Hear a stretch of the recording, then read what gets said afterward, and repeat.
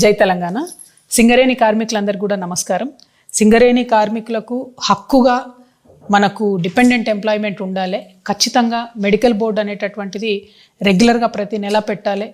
ఏ ఒక్క సింగరేణి గని కార్మికుడైనా సరే ఆయన ఎముకలు వంకరబోయేంత వరకు ఈ సమాజానికి సేవ చేస్తాడు. కాబట్టి ఒకవేళ ఆయన ఉద్యోగం మానేసి కొడుకుకో బిడ్డకో అల్లునికో ఆయనకు తెలిసిన వాళ్ళకో ఎవరికి ఇచ్చుకోవాలనుకున్నా కూడా ఆ అవకాశం ఉండాలని చెప్పి నేను చాలా బలంగా నమ్ముతా ఉన్నాను.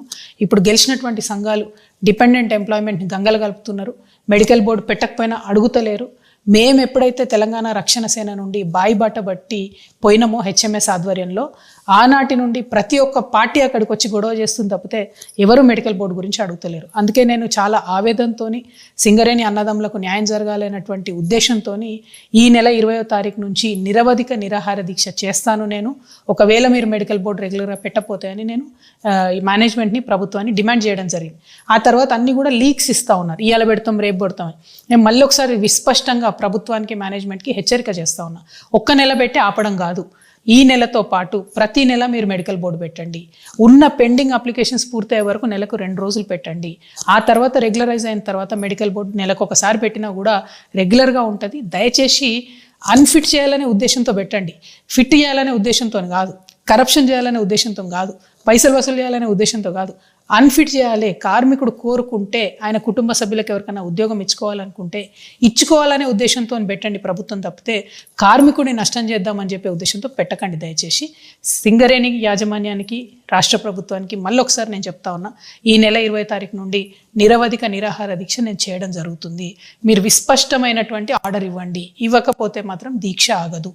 కిషన్ రెడ్డి గారు నిన్న మొన్న మొత్తం ఆయన కూడా బాయిల మీద తిరుగుతున్నాడు. తాడిచెర్ల ఏదైతే తెలంగాణకి ఇచ్చిండ్రో అదేదో ఒక పెద్ద ఘనకార్యం చేసినట్టు చెప్తున్నారు. నేను కిషన్ రెడ్డి గారిని మళ్ళీ డిమాండ్ చేస్తా ఉన్నా, తాడిచెర్ల కాదు ఇంకా 17 బొగ్గు బాయిలు పెండింగ్ ఉన్నాయి. అవి కేంద్రం నుండి బేషరతుగా సింగరేణి సంస్థకు అప్పజెప్పండి. అట్లా అప్పజెప్తే మాత్రమే మనకేదన్నా సింగరేణి సంస్థ బాగుపడుతుంది. కేంద్ర ప్రభుత్వం నుంచి మీరు రాష్ట్ర ప్రభుత్వం మీద ఒత్తిడి తీసుకురండి. మీరు కోల్ మినిస్టర్ ఉన్నారు, మీకు కూడా 49% షేర్ ఉంటుంది సింగరేణిలో, కోల్ ఇండియాలో. మరి కోల్ ఇండియాలో జరుగుతున్న మంచి ప్రాక్టీసెస్ ఎందుకు ఇక్కడ అమలు చేస్తలేరని ఒత్తిడి తీసుకురండి మీరు యాజమాన్యం మీద.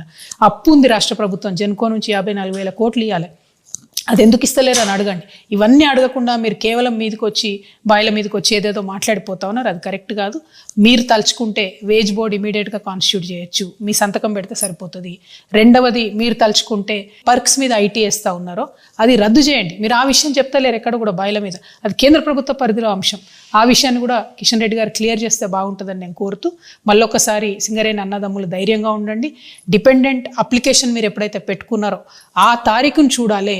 రిటైర్మెంట్కి దగ్గరున్న కార్మికులను ఫస్ట్ ఇమీడియట్గా మెడికల్ బోర్డులో పిలవాలి.